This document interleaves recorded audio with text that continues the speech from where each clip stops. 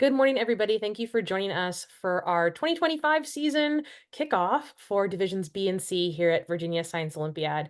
For those of you that are new to Virginia Science Olympiad, welcome. And my name is Emily Owens, and I'm the state director. And we are so glad that you are considering joining us for a season of science. So today, our plan is just to kind of give you some highlights of what we've got coming for the season, answer any questions for those of you that are participating live. And that's going to start with an overview of the program just for our new people who maybe are still wrapping their heads around what Science Olympiad is. We're going to take a look at what we have new for you this year in terms of resources. We'll talk a little bit about the events, mainly in terms of the scheduling, and then a lot of the time, actually, we spend talking about like regional tournaments and registration to get you set for when registration opens at toward the end of September, so September 24th. Okay. But for those of you that are joining us for the first time for Science Olympiad, just a brief overview. Science Olympiad, if you didn't know, is one of the premier science tournament organizations in the United States. So it's across the entire country. It actually has an international presence, particularly in Japan. There's an international team that competes at the national tournament each year, and it's a nonprofit organization. The focus of Science Olympiad is, of course, to improve and add on to the quality of science education and to like expose students to a variety of fields of science, particularly expanding upon the fields that may not be directly addressed in core coursework at the middle and high school level. So we do coordinate with schools, right? It is a school-based activity. And the national organization has crafted their rules and their events to align with national curriculum standards. But ultimately, it is then, an enrichment activity that we're so thrilled that your students are interested in participating in. Just to clarify what it is not a science fair. Students or Odyssey of the Mind, students do not create their own projects. It is completely team-based. There's not one particular emphasis on a particular field of science, like it's not chemistry Olympiad or biology Olympiad. It is science Olympiad. And it is not a competition for individuals. Like I said, it's team-based, and that is part of what we're gonna discuss briefly, but also that's some of the work that you will do as a coach to create your team and figure out what students might be partnering on different events. The parameters for those of you that are returning have not really changed for team construction, but just to go over the highlights of what this means, every Science Olympiad team can have up to 15 students covering up to 23 events. In Virginia, we allow schools to field up to 3 teams for regionals. We do sometimes have schools who would have more students interested, and they can field more than 3 for invitational only teams, and I'll talk about invitationals in a little bit. But these are the maximums, so you can always have smaller teams. We'll talk about you don't have to do all the events at a tournament, but this is just the parameters. Like I mentioned before, the events cover a wide range of science topics, so if you haven't gotten a chance to peruse them, we'll see the event list today. And you'll find that students who have been doing Science Olympiad for multiple years kind of develop an interest in a particular topic area, something that they like to specialize in. Not all students, but many of them, right? They might really love building, or they might really be interested in identification events or chemistry events or things like that. So that's just cool to see over time, whether you're starting a new program to see what sparks interest with the students, or if you have a long-standing program and that's been kind of the culture of your team. For every event, students compete with a partner or 2. There are a couple events that have 3 people. This doesn't mean that students can't participate solo in an event. It just means that it's a lot more fun and kind of more in the spirit of Science Olympiad if they're doing it with a partner. And then in terms of how we acknowledge their achievements, we have award ceremonies at the end of our day-long tournaments where students receive medals by event. And then our team scores, right, for an entire team, all the events done by their students, those are collected to then determine team scores overall, for trophy placement and ultimately progression to the next level of competition, whether that is state or the national tournament, and we'll talk about both of those. But this is the general framework of Science Olympiad. And so we are excited to talk about like resources that we have for you all, new or ones that were already existing, to support the creation of your teams and getting them ready for the first Virginia competitions or VASO competitions, which are the regional tournaments in February and March. So just to kind of lay out our season priorities, they're not really different from previous seasons, though we have some details to them that are changing. So we are always committed to putting on great tournaments. And in particular for this season, we are excited that we are expanding the regional offerings that we have. We're growing, and we've got more regionals this year than ever before. We also are looking at a new regional option, the National Ready Regional, that we'll talk about, that lets teams opt into a higher level of competition, if that's interesting to them. And we also recognize that with the growth of these tournaments, that we need to provide more resources to a larger group of people who might be supporting them, with event supervisors, tournament directors, volunteers. And so we've put together some stuff, and we'll be rolling out some things this season to provide info and training for mentors, volunteers, parents, event supervisors, coaches, the whole suite. Our other priority that's always there is supporting teams and coaches, in particular new ones. We, along with the expansion of our regional offerings, that's in response to growth and expansion of teams outside of Northern Virginia. We have our VASO outreach initiative that we'll talk about. And of course, we have those resources that we are developing on our website and sharing that should help everybody, but in particular, new people who will be, going through this for the first time. So for new coaches, for anything else that I talk about today, if it feels at all like overwhelming and a lot of info, those of us that have coached, like, we've all been there before. We totally get it. It takes time to process this information. So that's why we like to create as many things as we can to share on the site for you to review when you need them. And then also know that you can always reach out to us with questions. But I don't expect you to necessarily come out of this call being like, yes, I know exactly what I am doing at all points before regionals.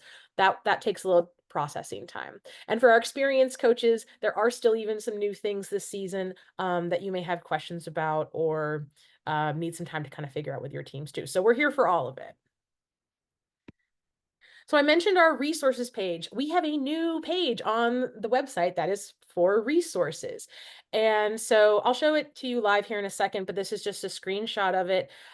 We have playlists that we're going to be creating with videos for coaches, event supervisors, mentors, and parents.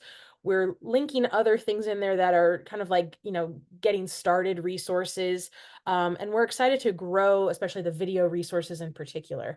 But that kind of resource landing page also consolidates a lot of the things that you might need right now, in terms of the link to the rules, the event conflicts, which we'll discuss, a link to tournament schedules, which we already have. And so that's going to, like I said, grow as our preseason progresses, but that is up there now. So the live view of it, you can see we've got all the things I just showed in the screenshot. Then we have those playlists of videos. Right now, there's not much because we haven't released much, which means I also haven't filmed much yet.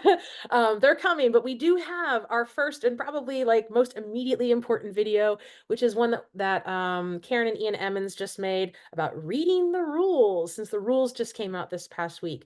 So you'll see more videos populate on this site, but for now, that is a place to start. So like I said, we're going to be adding more videos, and in particular for coaches, the intention of these videos is to actually replace what we used to do as a coach clinic, where it would be like 3 or 4 hours in the morning. In years past, we had done it in person up in Northern Virginia. As we grew, we moved to virtual. But we kind of realized that like it might make more sense to do smaller chunks and release them like as they are needed throughout like September, October, November.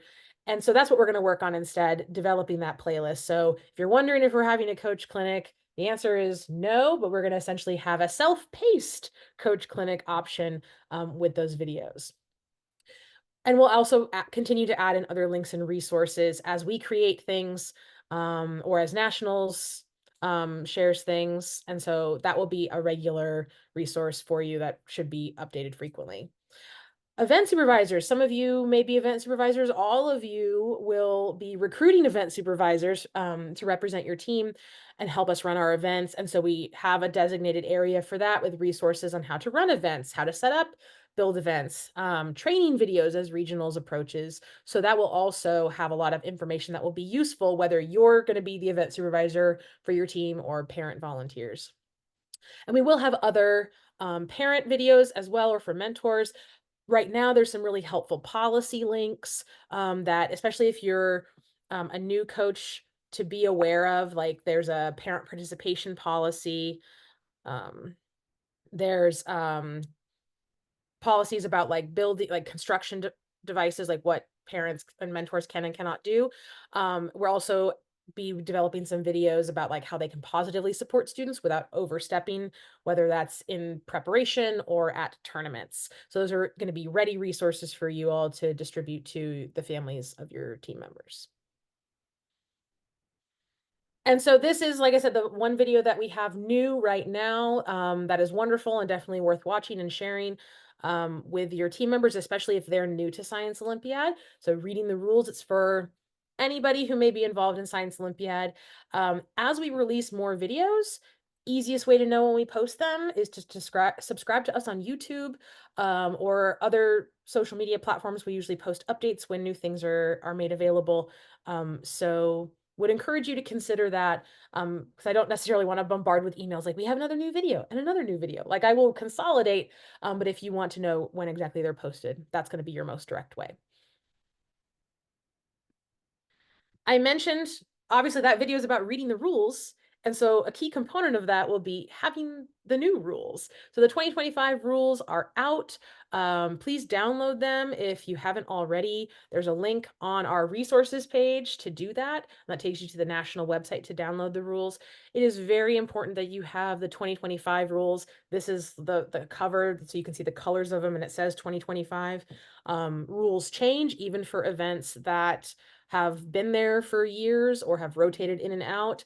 Anatomy changes every year, right? Like forensics. Some like forensics might not, but it's still good to have the updated copy. Sometimes there are little word changes. So please make sure you download those and, you know, toss or label the old ones as being old.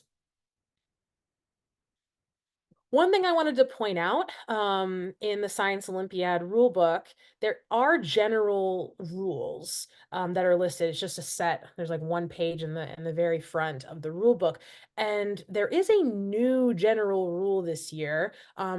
Things that are bolded in the rule book are new, so that's an easy way for experienced coaches and competitors to see like what has changed. So this entire statement is in bold on the general rule page.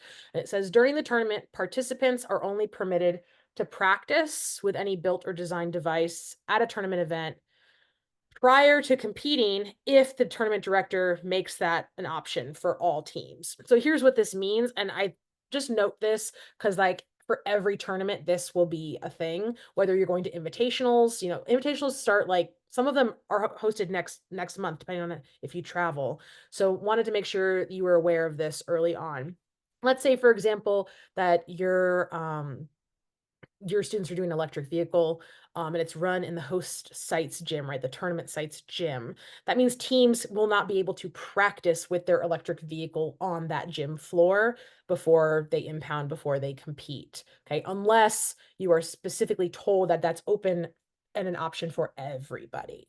So just wanted to like put that on your radar. This might not mean much to you right now, but it is an update to the general rules, which doesn't always happen season to season, and this thing is brand new. In terms of then the events that are that we're running that are listed in the national rulebook, there are 23 in each division. Please note that the rulebooks include rules for trial events at the end of the rulebook. We do not run any of those at regional tournaments. So you can just ignore those. Sometimes if you attend invitationals, you'll see that they might run some of them, and we do usually select a few to run at our state tournament. But regionals, first and foremost, we don't run any of those, so it's please ignore them.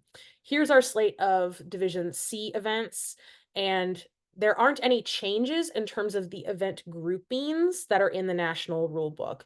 However, you'll see that there are some events listed here in red, and those are ones that Vaso chooses to only run at the state tournament. And for this year, we will also be running them at the National Ready Regional. But for all other regional tournaments, if they're in red here, we are not running them at the regional tournament. When you see these groupings like this, and there's a document that has the same stuff on our resources page, it's event conflicts, this is going to be a helpful tool for you as coaches when you start to have students, looking at what events they're interested in and scheduling them, right? Partnering them up, because these are the ones that will conflict, right? Anatomy and astronomy in Division C will run at the same time. So that means the same student cannot do both of those events. Okay. That's all explained in the event conflict document. So to show you where that is on the resources page, if you go to this event conflicts link, it takes you to a Google Doc that has both divisions B and C, and kind of explains like all of what I just said in terms of what those groupings mean. But so it's showing you the list of what we're running and then also what the conflicts are, so that you know what are options for your students, whether you're having an interest meeting and you want to share with them what the possible events are for regionals. They're all right here for you. We don't make any exceptions to this either, so it's just really good to have that up front before you start putting students into groups, so that you don't have to take it back later and have a student upset that they don't get to do an event that they were assigned to. For Division B, here's our slate. This is the same one that I had released to you all in my welcome letter for the season. Nothing has changed in terms of the list, and the groupings, like I said, are fully consistent with the national tournament schedule. So the rule book lists all the events in alphabetical order, but if you turn to like one of the very last pages, it has like their national tournament schedule, and like that's what we use to then figure out like how they've grouped events, and then we follow it. So it's consistent through all levels of competition. So in each of these, even though there are 23 total events that we will be offering at state and at the National Ready Regional, we are only running 16 of them at all of the other regionals. And so I wanted to just give you a little bit of insight into how we pick these. So the 16 was actually a very intentional number because that basically means that if a team is wanting to cover every event, that would be about 2 events per student, with a few of them taking on 3 events. And that means then if they qualify for state, then they would, add on to be most students doing 3 events, maybe a couple doing 4. So we felt like that was reasonable and manageable for most teams. And also based on like our past regional sizes, last year we had regionals that were 10 teams, 20 teams, 30 teams. This number of events can be pretty readily covered by the event supervisors provided by teams without asking like for a team to provide like 3 event supervisors. So I felt like this was a good medium between like offering enough events for a variety, but not so many that it would like burden every regional. Another thing that we considered was just the general experience of these events. So both for the competitors and for regional sites, we looked at a balance of what are kind of known as the Science Olympiad signature events that are there every year and are very well loved, like anatomy, but also balancing new ones.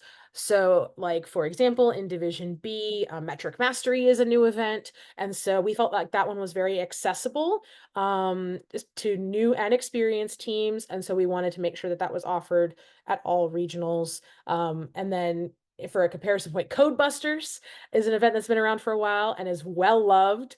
And so we also wanted to keep that in for all regionals. The other balance point of this was as we have more and more regionals, that's going to be, just more and more setup for tournament days from different directors, and recognizing that some events that does become a burden in terms of materials, but also for practices, right? For teams who are trying to simulate this. At their school sites. And so we did look at that a little bit. So the best example for that is like Write It, Do It. That is an event that is loved. It is admittedly, though, as you can imagine, with a lot of the materials, like really difficult to, every tournament you have to have a new set of materials. It takes a lot of time. And as we continue to grow, we might have to farm out more of that work to like the regional directors. And that is one that we just felt like would be a huge task. So we'll save it for state. We'll commit to it for the national ready regional. But trying to lessen, like I said, the burden on the host sites where we can. The question in the chat was, will red events be offered in invitationals? The answer to that is, I have no idea. Invitationals can frankly do whatever they want. They choose what events they're going to run. They will post that on their websites. I know that often the invitationals that run in Virginia do look at which events we are choosing and how we're choosing to do them, and sometimes they then choose to do them our way, but they don't have to. So for any information related to the decisions that invitationals might make, would encourage you to look at their respective websites, because also, like, we have multiple Division C invitationals that are happening in the state this year. They may choose very different things. And of course, there are also invitationals all across the country. So that's how we kind of picked and chose the red events, the ones that will not run at most regionals. Like I said, the National Ready Regional is the only place where they will, and then the state tournament for teams that qualify. So I mentioned that one of the things in looking at those 16 events was the ability for teams to be able to cover the event supervisor needs.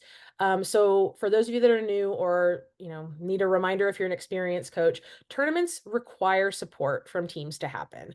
VASO is actually, as a working board is there's 9 of us. And of course we have a network of people that are wonderful volunteers and longtime event supervisors who do come back year to year. But as we add more tournaments, we're not asking these people to come to 6 different tournaments in a year, right? That's a large ask. And so we need more and more support from the teams to be able to make this thing happen, especially as we're spreading out these regionals. This is the standard of what it was last year, but it's just becoming more and more of a need as we grow. Teams have to provide event supervisors. So you will have, I will have an explanation video for you on this, or to share with interested parents or other teachers or mentors from your teams. But just know that this is something that we ask of teams. They're going to have to provide event supervisors who are in charge of an event on their tournament day. And that means that they're going to be setting up the event, administering the tests, or, evaluating the builds, and then doing the scoring. We are not asking them to write the tests. VASO is committing to still finding and pursuing regional writers collectively, like for the whole organization. So that is not that's not something you guys have to worry about. But as you're pushing out information to families, if you're doing like information sessions, this is just something to note, that teams are expected to provide event supervisors and also shift volunteers. So some people will have to be there, effectively most or all of the day, helping us out. And then there are others that will be working, 2 to 3 hours shifts, timing things, being assistant proctors, etc. So a commitment to being on your team, you could state as it's a commitment to also being available on tournament days to volunteer and to support these tournaments. And I would love for you to say that to the families, so they're not surprised later. All right, so speaking of these regional tournaments, if you didn't see the list that I had shared out in my welcome letter, here it is. We actually have all of our dates for our regionals, which is amazing. We are offering 4 Division B regionals and 5 Division C. So that's growth in both ways for both B and C. And a lot of that, like I kind of mentioned in my welcome letter, is because we want to be more geographically accessible. Vaso has been very Northern Virginia heavy for a long time, but over the years, we've seen more and more teams coming from Richmond and Charlottesville and Blacksburg and surrounding areas. And so the Virginia Tech regional last year, Division C, was a huge success. We've loved working with them, and we're really excited that we're also bringing back a regional to the Charlottesville area with Tandem Friends School. When you register, that's when you will give us your preference for what regional tournament you would like to go to. We have you give like a first and second preference. So we do not automatically assign them based on your geographic area, but we are hoping that the offerings this year will mean that teams will basically get to pick a regional that is convenient to their location rather than having to travel 2-3 hours to compete. So our first one will be Division C only at Tandem Friends. We have 2 regionals on the same day. February 15th will be both Virginia Tech and Centerville High School up in Fairfax County. February 22nd will be at Fairfax High School. They also host an invitational in January, just to kind of put that on your radar. Virginia Tech is also hosting an invitational. And then March 1st will be our National Ready Regional at the University of Mary Washington down in Fredericksburg. So for these regional tournaments, and this may help you also kind of wrap your head around what do I mean by these event groupings and like what a full day tournament looks like for those of you that are new. So this is an example schedule. I believe I snagged this from our tentative Fairfax schedule. You'll see that it is a full day where we have events that are run during different sessions. And you can see that those event groupings are preserved in the schedule. So for example, experimental design in Division B is listed in the same group as Fossils Division B. And so those events are happening at the same time for teams 1 through 10. And then the next session, it would be teams 11 through 20. And the next session would be teams 21 through 30. So they're clustered by team number. And you can see that the event itself is running multiple times, but every team is assigned a time to compete. And those event conflicts are preserved for that. So we never make exceptions to that. But that's what this schedule is basically telling you is the approximate flow of the day. Some tournaments will have different start and end times. For example, I think Virginia Tech and Charlotte's Tandem Friends Regional, we expect to start a little bit later. They might have different numbers of event groups happening at once. So you can see that this has 3 event groupings, right? Like teams 1 through 10, 11 through 20, 21 through 30. This would be a case of like our largest regional, but our smaller regionals, they may be only 2 sessions or only 1 session. So they will look different.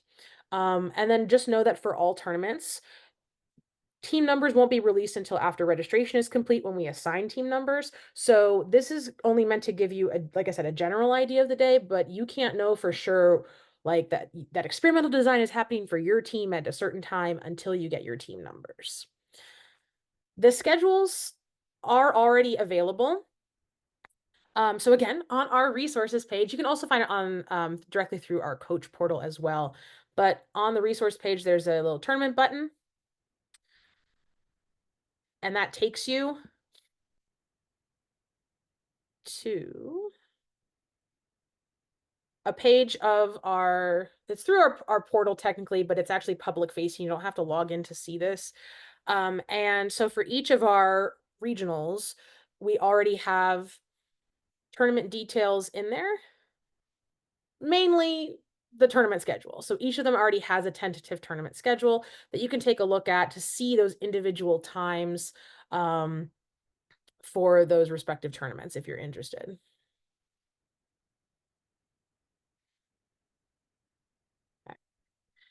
the options available to you for regional tournaments. And I know that this is probably one of the first big decisions that you have to make as a coach, in addition to getting the word out to potential team members and selecting your team. That part of registration is getting it done so that you can pick your regional site. So you get to choose your location, right? We ask for your preferences. Our hope, again, is that the options provided will mean that you get to pick a tournament that is convenient to where your school is located, unless, of course, there is a massive conflict on a particular day that's going to, require you to consider traveling further.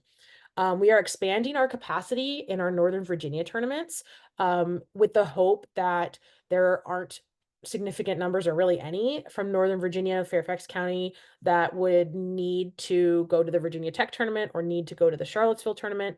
And we hope that we can, accommodate them through Centerville, Fairfax, and the UMW National Ready Regional.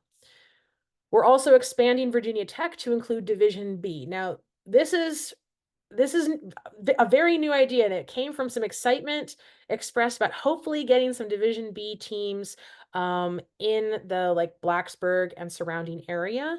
So that we expect that to be quite small, but we decided that if there were going to be teams down there, we wanted them to have an opportunity to compete, so we'll make it happen. So we're pumped to work with Virginia Tech to figure that out and get some B teams going in Southwest Virginia. We also last year were not able to have a Charlottesville area regional. This year, Tandem Friends School is graciously offering to become a first-time tournament host. So we're excited to have that as an option and as a new tournament site. So in addition to choosing your location, one of the decisions will also be choosing your level of competition.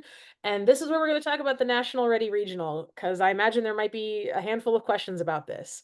So the National Ready Regional, like I had published before, is an idea that we absolutely stole from North Carolina. We modified it, but we saw that and I thought it was really cool, that it allows teams to, if they want to opt into a highly competitive environment. We're running all events that are going to be at the state level and the national level, except for the trials, and we will also talk a little bit about how we are inviting those trophy winning teams from state last year and encouraging them, frankly, to come to this National Ready Regional to have that higher level of competition. Other regionals, then the option is teams can continue to have the same regional experience that they've had in years past. So nothing's going to change about the other ones. It's really just introducing this new highly competitive environment at UMW. And it's worked out really well for us that it's the last tournament of the season. We're really excited that Mary Washington was able to snag that date for us so that they can host that regional in particular. Before I get too much into the National Ready Regional, I did just want to shout out both the Science Olympiad at Virginia Tech group and the Science Olympiad at University of Virginia group. They are supporting two of our regionals. So Science Olympiad at Virginia Tech is hosting and supporting that February 15th one. Like I said, they're also on their own hosting an invitational, which is great. And then the UVA group is supporting the February 8th regional at Tandem Friends. And that's one of the things that I've loved year to year about doing this job, is getting to work with the alum. A lot of them, at least for the next few years, are former team members of mine or from other schools, and they love getting to see their schools come down and compete, or just stay active in Science Olympiad, that they enjoyed their time and they give back in this way, and we really are grateful for that. Along with all of these changes, right? We're going to probably have a wider range of sizes of tournaments, right? Like the Virginia Tech B tournament might be quite small, whereas we're hoping that the Mary Washington National Ready Regional will be 30 teams. So we're seeing a lot more variety in size. And also we're introducing the idea of what a variety in the events being held. So along with that, we as a board have kind of recognized that we need to have a more intentional practice of how we determine the number of medals and trophies that we award at a given tournament. So we're not saying that we'll be able to publish exact numbers on that, because we do think it will be important to see how many teams and schools end up at each of these sites, but we aim to have a general guideline reflecting our thinking by the time registration opens on September 24th. I mentioned this just in case this is a question, both if you're considering a very small tournament or a very large competitive tournament, that we are trying to, keep these things in mind and develop practices that will support all students at uh, reasonable, exciting levels. So stay tuned for that. We're actually talking about it tomorrow as a board, and I'm excited to see what we come up with. But that national ready regional, okay. So like I said, we're running the full slate of events, all 23. We've never done that at a regional before. It's exciting.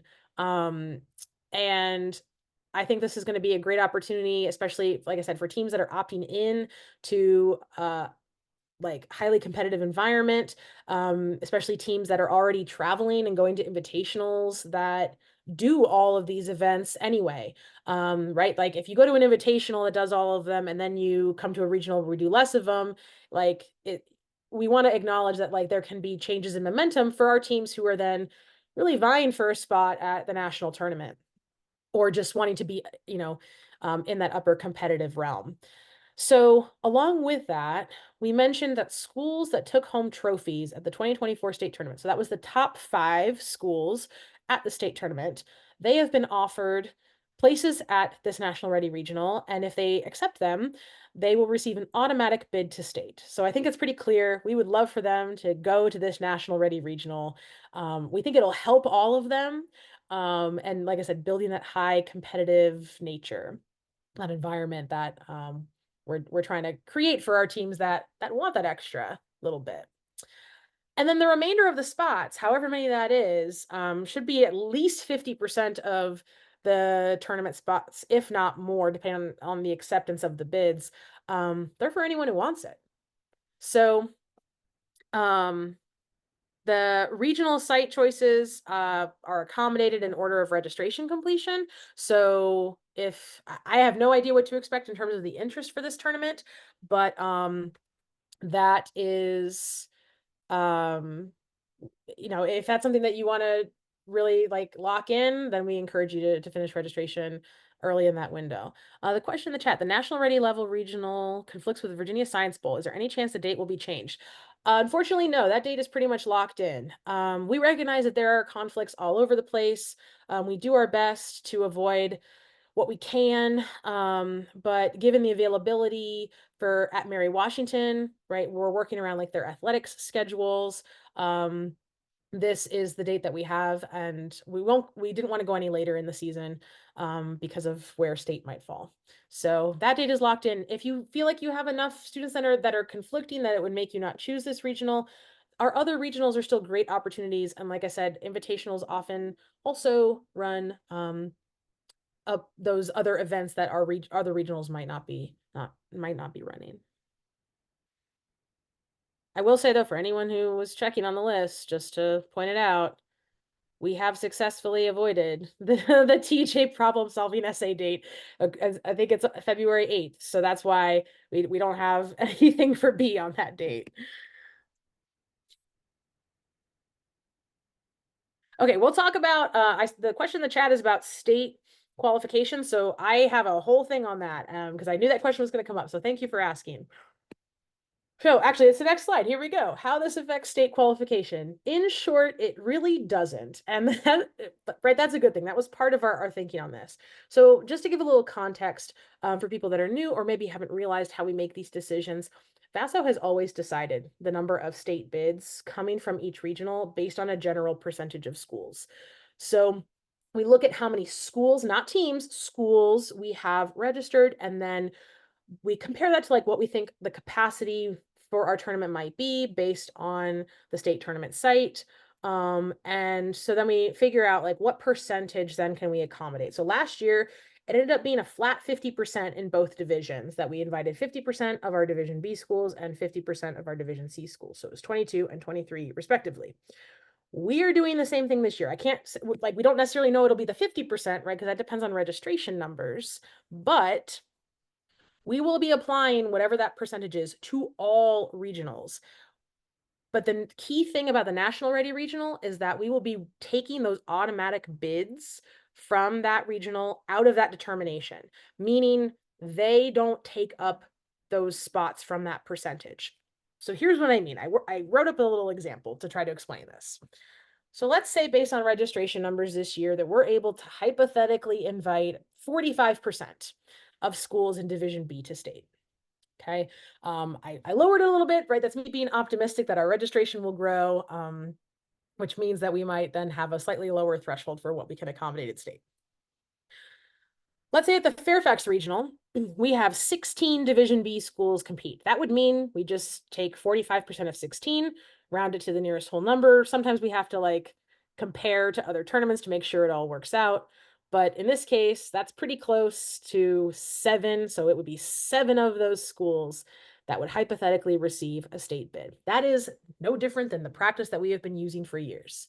Okay, here's the difference then with the National Ready Regional. Let's say we have 16 other Division B schools compete at UMW. And we have all 5 trophy schools attend. So they get an automatic bid. That number could be anywhere from 0 to 5. I would be shocked if it were 0, but let's just say that all 5, for the sake of this example, accept their bid. We would then only apply the 45% to the non-automatic bid schools. So in this case, 16 minus 5, that is 11 schools that we would apply the 45% to.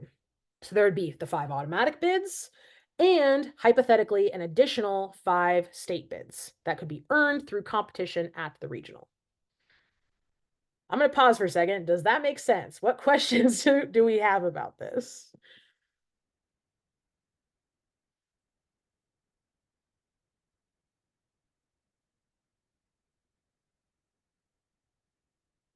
Oh, thanks. She said it was super helpful just for the recording.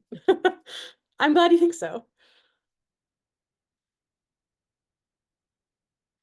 So our intention is like it should not be harder to necessarily qualify like outright for state if you go to the National Ready Regional.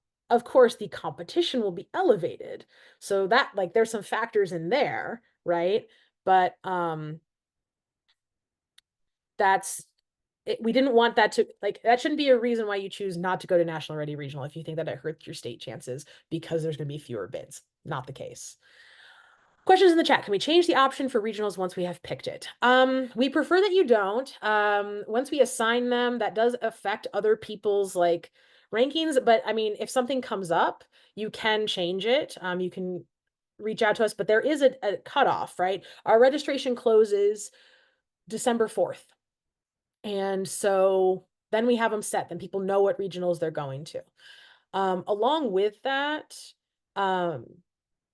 it doesn't mean that there's going to be spaces left over in the one that you want if you change to it later, if that makes sense. Like it's a priority system. So if Fairfax fills up, it fills up and I can't put more teams in it if you decide to change your mind and want to go to that one later if there aren't any spaces to be given. Okay. Can we go to both of the regionals / nationals? Teams are only allowed to compete at one regional. So you either go to the National Ready Regional or you go to one of the other regionals. You do not get to do both. If you are looking for more tournaments that you would like to compete in, invitationals are your option. We do not oversee that, but I'll talk about that at the end. So one regional. The other question, do those 5 teams compete for medals? The answer is yes, those teams compete for medals. And this is why, just to go back to this is part of the reason why VASO is looking at determining the number of medals that we will award at different tournaments based on size and based on number of events being held, based on number of state bids, etc. So I can't say for sure what we're going to decide, right? That doesn't just live with me. We're going to talk about it as a board, but we are aware, like I knew that question was coming. And so we are going to release, once we decide on it, a policy of like, how do we decide how many medals will be awarded? Because here's the other side of things, right? Like the standard for a number of years has been the tournaments were always about like 20 to upper 20s teams. And we gave 6 medals and 5 trophies. Well, what if we have a tournament so small that we don't even have 6 teams? We're introducing that potentially this year, right? With Virginia Tech Division B. So how do we decide how many medals we'll give? How do we decide how many trophies to award? We want to address both the like we want to have smaller regionals in those like further out areas because we want those teams to compete. We also want teams to want to come to the national ready regional. We want you to pick what works for your team. And we want to recognize the whole range of competition that there might be and award medals and trophies appropriately. So that's what we're going to work on. I promise you we're going to have it for you before registration opens on the 24th, so that if that is a part of your decision making, right, there's a number of factors coaches might consider, like you'll have that available to you. Okay, assuming all last 5 years winners to go to UMW, does a new team still compete for event-specific medals? The answer is yes. So everyone competes for medals in any event, right? We award medals for specific events at every tournament.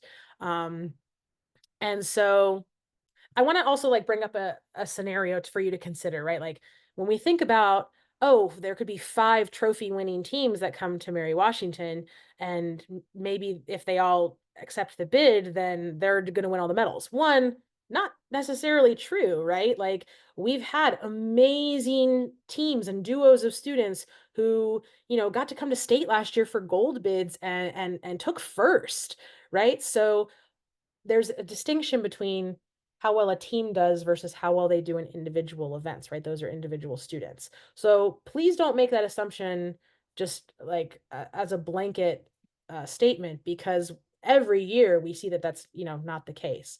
But also I want to just like bring up the example that last year, and it worked out that there were multiple state trophy winning teams at multiple regionals, meaning like there were, 3 of them at the Lake Braddock Regional in Division B. And they just chose that. So sometimes that just happens anyway. So I really don't see it as that different. And we're trying to like I said, kind of accommodate that in the medals and trophies. Okay, other questions. So schools attending National Ready will compete in all 23 events to qualify for a bid to state. It is not required. 23 events are offered, but it is not required that they have to do all 23 or they won't get a state bid. So it will just depend, right, on what the other teams do, just like any other tournament. We have teams every year at any regional who, for whatever reason, don't compete in all of the events offered. And we have had teams every year still qualify for state, having not done all of the events. It is not a requirement that they do all of the events to compete for a state bid. It certainly helps their chances if they do because of how team scores are collected, but it's not a requirement. Is the capacity for the UMW regional going to be more than other regionals? Say cap at 20 to 25 B teams instead of say 16 for others. So our plan is that the maximum capacity at Mary Washington and at Fairfax and at Centerville will be 30 teams. I do not expect all of those to necessarily be filled, right? But we wanted to offer those slots just so teams could have choice. So it is possible, I suppose, that UMW could be just as big as Fairfax, or Fairfax could be just as big as Mary Washington, however you want to look at it. But it will just depend on what teams want. But I feel confident that 30 slots is enough to get teams what they want out of this. And for reference, you were picking the number 16, and I assume, sorry that I'm like flipping all over the place. I assume it's because I put this number, and I just want to point out that this was schools that in my example, not teams, right? Schools can field multiple regional teams. So 16 schools might have 30 teams. All right, working through the chat. Is the list of schools competing in each regional made available in the coach portal? Yeah, it's actually public facing in the tournament details as they populate. So yeah, like it's not a surprise. Like you don't show up to the regional and then you see who's there. Like you know the other schools that are there. If top 5 don't choose the national ready regional, how does that impact your percentage? It doesn't really impact the percentage of state qualification. We would still apply the same percentage to that group of students. But like, let's say in this example, like let's say only 2 of them, right, accept their bid. Maybe that just was a bad day, a bad date. And not all the B teams could choose it if they wanted it. Or maybe they just didn't want to do it anyway. So if you have like 2 trophy schools instead of 5, okay, 16 minus 2 would be 14, and then we would take 45% of 14. So it won't really change anything. Like the percentage will still be the same across all the tournaments. So I suppose it could make that percentage slightly larger across all the tournaments, because then those trophy winning teams, if they don't go to Mary Washington, they don't get the automatic bid. So they have to earn it at another tournament. Emily? Yes. So what happens when students come from middle to high school, and their middle school is the one that's, let's say, won the state, and then the students move on? Does it impact the students? Nope. It's purely school-based. So okay, thank you. Yeah. Okay. What other questions do we have related to the national ready regional?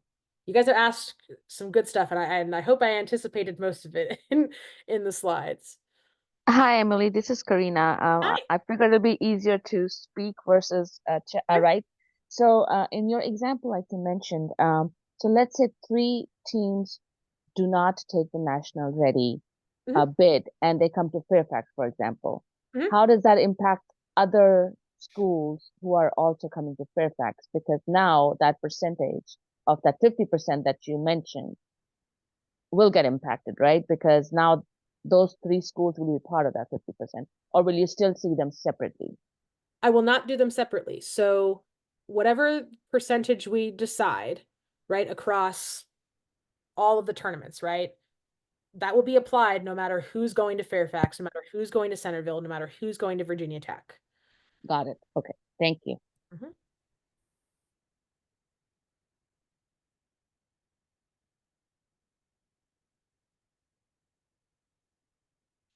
Other questions?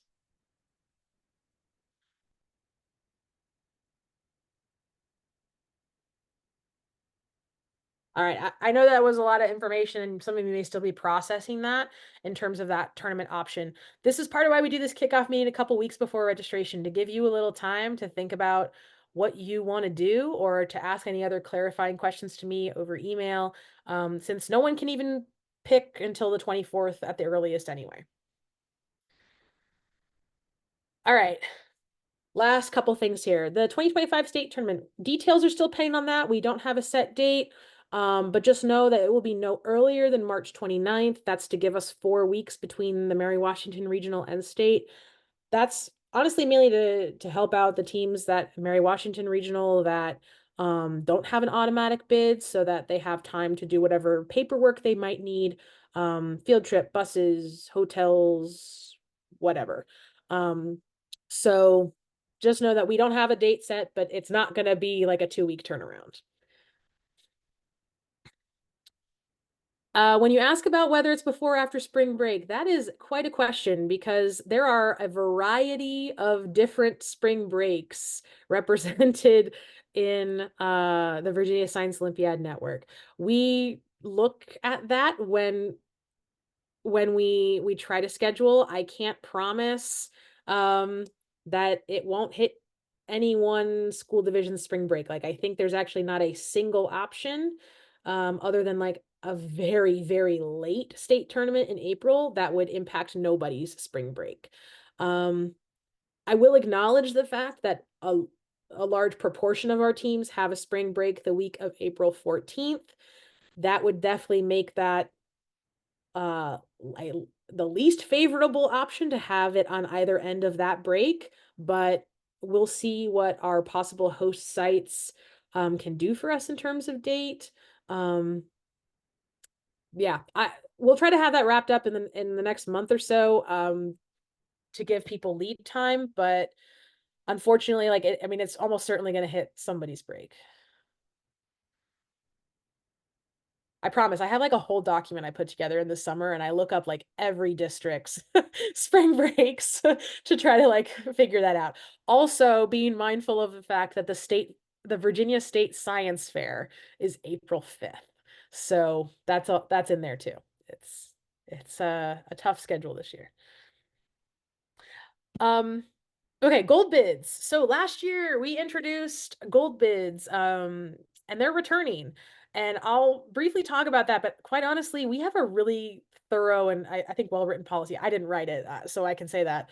That explains all of it. But basically, what's important for new coaches to know from this is that even if your team doesn't qualify for state, there is still the possibility that some of your students could be invited to compete in specific events at the state tournament if they win first place at their regional.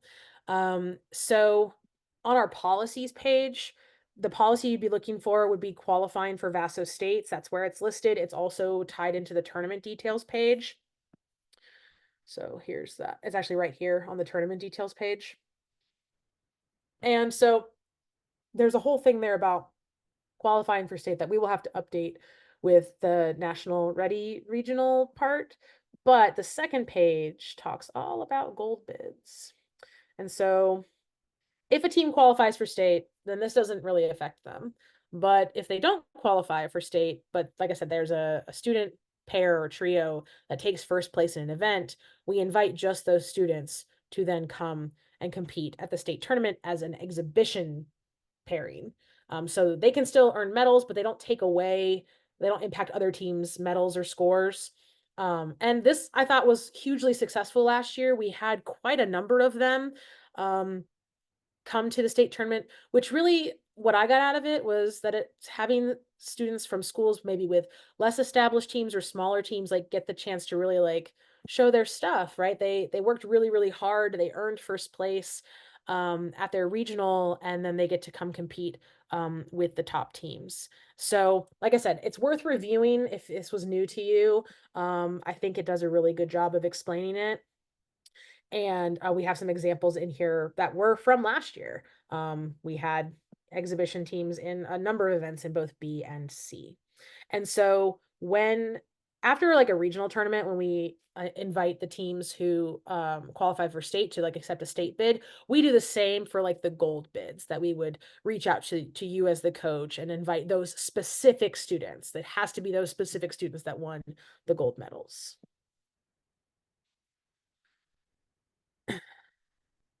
Oh, question in the chat is there a deadline date to register for the season? Yes, it is December 4th. And actually, I think that's coming up in my next part. You guys are killing it today with preemptively, like cueing me for the next things in my presentation. That's awesome. So registration, I mentioned this before, it opens Tuesday, September 24th. So you have time to kind of wrap your head around the stuff we're talking about today, make some choices, start your paperwork before you can start sending us things and submitting and doing things in the coach portal on the 24th. The registration instructions and forms are on our VASO website already. We posted them yesterday. Please make sure that you're using the ones in the middle and high school portion of the website, which I included the URL here so that you could be really clear. It should say Division BC. That's the middle and high school, mainly because Division A registration is also happening at the same time. Theirs closes on the 28th. So ours opens on the 24th.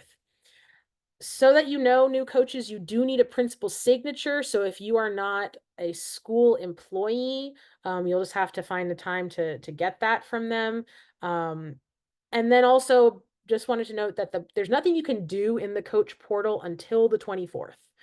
You can, if you already had an account, you can actually log in. We retained the logins for coaches from this past year. But it'll just give you a message that says like, thanks for, logging in, expressing interest. We'll see you on the 24th when registration opens. So there's nothing you have to do right now. And if you go into the portal, it won't let you do anything right now. But once that launches, that website is what we use for registration payment, for selecting your tournaments, for submitting event supervisor on behalf of your team, doing rosters later, all of that. And just so that you know, the easiest way to get to the portal, either if you haven't already saved the link because you've been doing it in years past, would be what just happened? Hold on. Well, sorry, it's not giving me my window options of like how to get there. Okay, we'll just do it this way.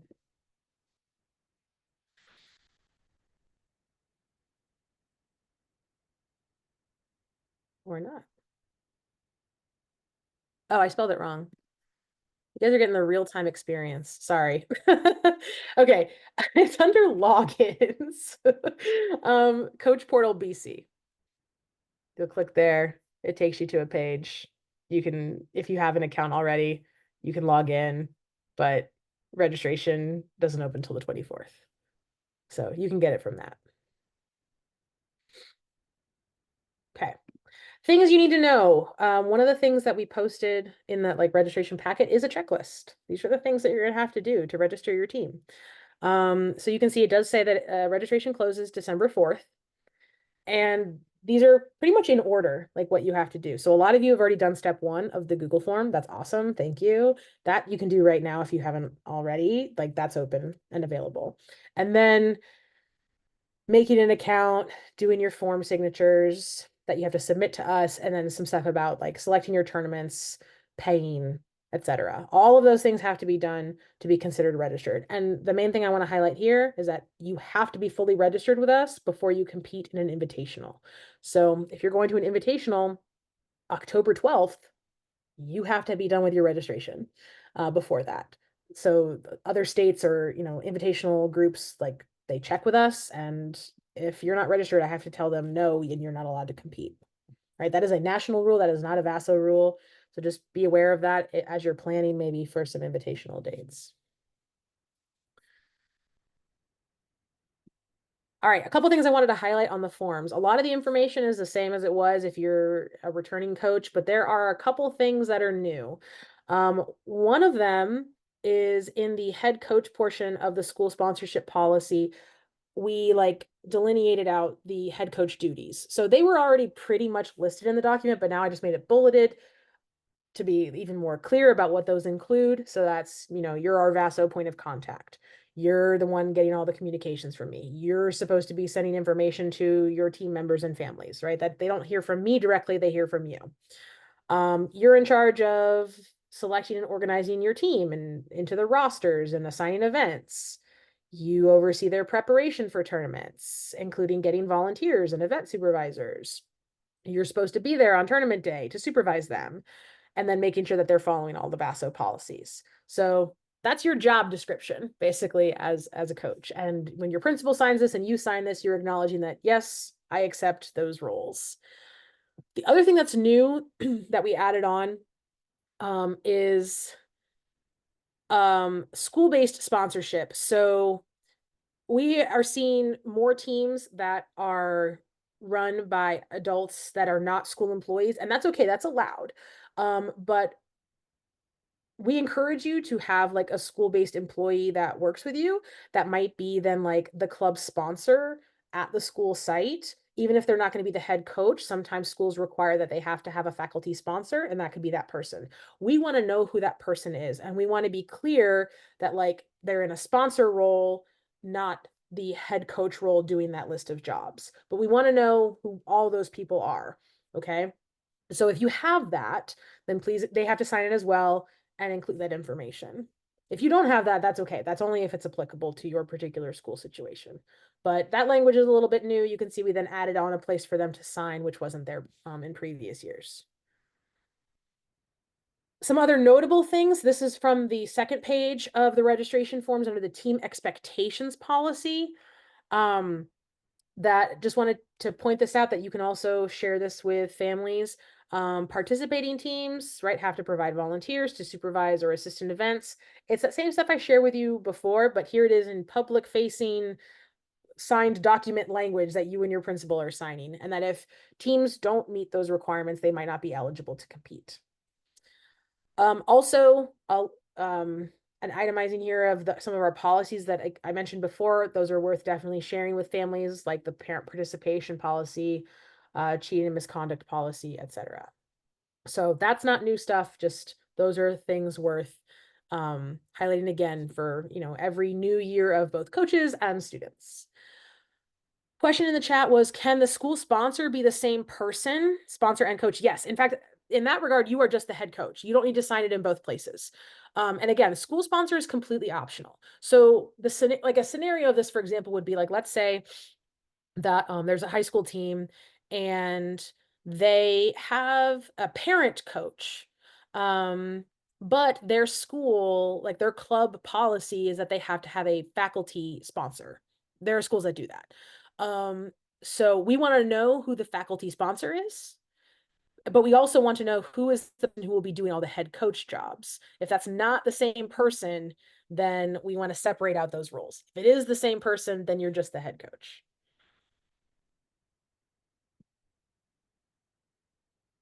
All right, other things in registration for you to know. This is our fee structure. This had already been posted on our website. I shared that with you in the welcome letter, but just to remind you that they are different from last year.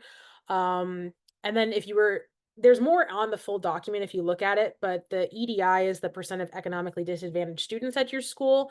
There's a link on this document that you can actually check your Virginia school profile to see what your threshold is. We did our best to try to update those in our system, but if it has changed and it doesn't reflect in the portal when you go to pay, you can let us know. I saw the question in the chat about, are there opportunities to submit event-specific clarifying questions? The answer is yes, but let me talk about that at the very end because it kind of matters what they are. But so for the fees, the two things up at the top are very similar to what they were last year. I will mention the outreach initiative. I have a slide on that.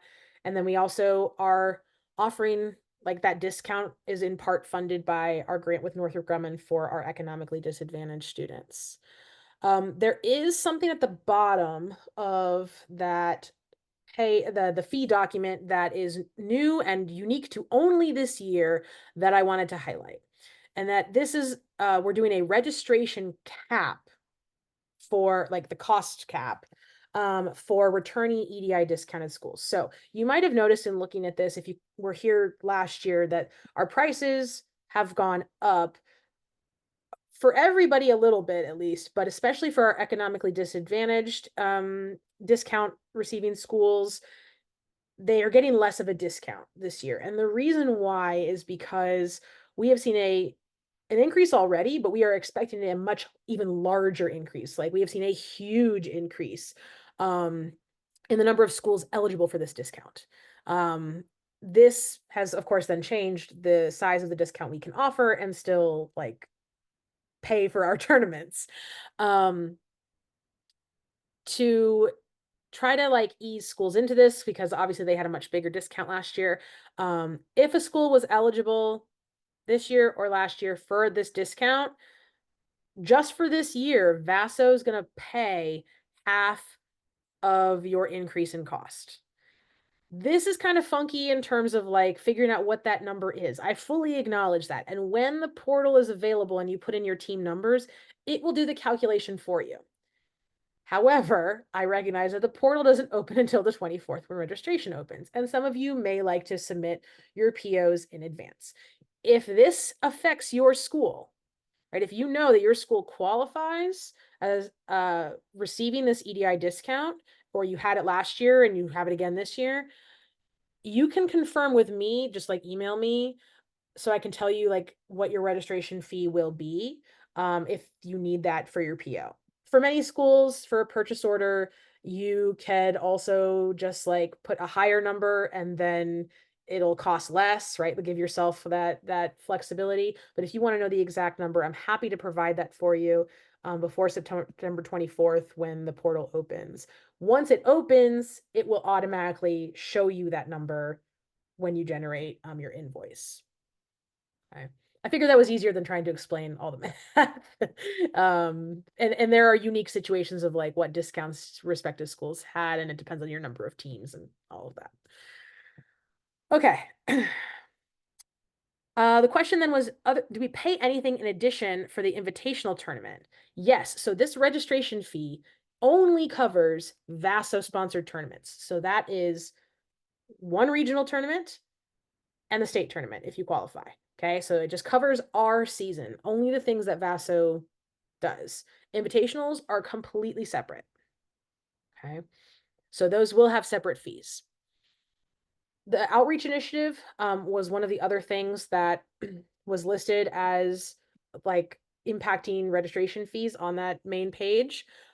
We've had this for a couple years. It's been awesome to bring in some new teams as a result of this. But just so that you know, if your school is a middle or high school, is in your first or second year of participation in Science Olympiad, and is not located in any of those listed counties, you are eligible for the outreach initiative, where for the first year, this will fund your entire registration cost. There is no cost to your team. And then for the second year, it funds half of your cost for a team, just for one team. Okay, so if you have multiple, then you have to pay the full price for those. But like I said, this has been wonderful. We've had a number of teams benefit from this that have joined us in the past few years, and so we are very lucky to have this continue and funded by our donor. But all of this is on the fee document, so you can review that there as well. I think this is the second page of that. Okay, last couple things. If you are a Division C coach, in terms of student leadership, we do allow high school club officers, never middle school, to access registration and sign-up tools. If this is a structure that your team is going to be using, we ask your team to create a generic officer's email. So my high school is Blue Valley West, so it could be like Blue Valley West @gmail.com. Don't have them use a personal one. Should not be a personal student email address. If your team already has one, that like already has a team account, then hopefully they can just continue to use that. The passwords have been distributed from year to year to the officers. This means that like all the student leaders can check it because usually there's more than one. And it does give them access in the portal to then facilitate some of the roster things, event signups, etc., that you as a coach would also do. But again, this is only for high school. And then if they make a portal account, it should have a name that indicates it's a student leadership account. So I don't want a student name on it. It needs to be like Blue Valley West student leadership. There have been a couple questions in the chat about invitationals. So here's my last little thing about that, because these are separate from all the VASO things. So if your team decides to pursue invitationals, please know I don't have anything to really do with that. So I would love to see our Virginia schools support our Virginia invitationals, but I can't really answer any questions about them. So they're independently run. Whatever host sites there are that are hosting these invitationals, like they are choosing to do it on their own. They're running the show. And so that means that, like I said before, they can kind of do whatever they want with it. They could use a totally different format. They could use a different schedule. They could choose different events. They could add in some events that, are state only, that we don't do at regionals. They could remove some regional events. Like they really have full control. And there's almost certainly an additional cost. In fact, that there pretty much is. And it depends on the format. There are still some like online, like satellite invitationals, but in-person ones can be up to $200 a team for registration, but that is all completely set and controlled by those respective invitationals. So registering with VASO does not get you an invitational spot anywhere. It does not register you for an invitational. We just often post information about them to support these invitational groups when they ask. They're optional. Your teams don't have to do them. But something to consider if your team is interested in having just more tournament opportunities, interested in making your season longer, invitationals are great for that. But again, if you have questions about specific invitationals, please contact those invitational directors directly. Where you can find that information, we have a page for that. So it is on our website. It is the invitationals page. You'll notice that we have some listed that are not Virginia. Like I said, it's whoever wants to advertise with us, we can put them on our page. So you'll see that there's some from Georgia, New York, Pennsylvania, and then we do, of course, include our Virginia ones. So all of those just will link you directly to their websites if they have a separate website where you can find their contact info and their tournament info directly. So just to get back to that. Okay. Under invitationals, to give you like the full picture of it, the ones that are in green are ones that are happening in Virginia. Blue is everywhere else. And then this one here, the other invitationals link, that takes you to the national website where there is a long list of invitationals happening all over the country. So you can travel with your team if you want to. There are online invitationals that happen in other states that you are welcome to do as long as you are registered with us and register with them. Okay. One other thing I just wanted to put out there, if you've looked through the rule book, you might have caught this. There is a student opportunity from National Science Olympiad. It's a virtual student workshop. It's happening Saturday, October 5th. The cost is $75 a student. So I mean, it's individual registration, like it doesn't have to be a team registering. Individual students can do it. It's happening from 10:30 Eastern to 3:30 Eastern, and registration for this opens on September 9th.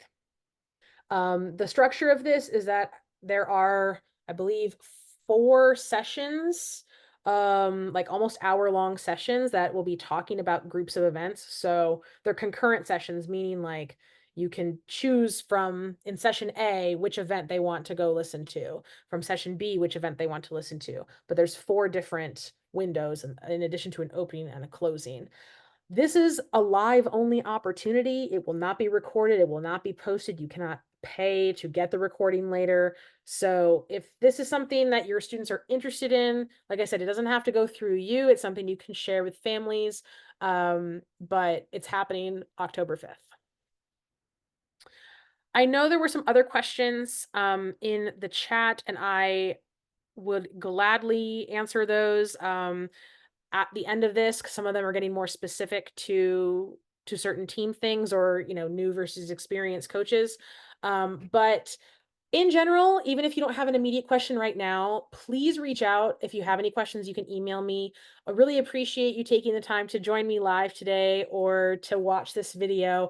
And hopefully it's given you enough information to start your planning for your season, how you might select your regional, what information you're going to share with your families. And we look forward to then sharing even more information with you through new video content that we'll be making, and staying in touch with you throughout the registration process. So look for an email from me ahead of registration, which opens on Tuesday, September 24th. So thank you all. I'll stick around for people who have questions that are attending live. Other than that, have a great rest of your day.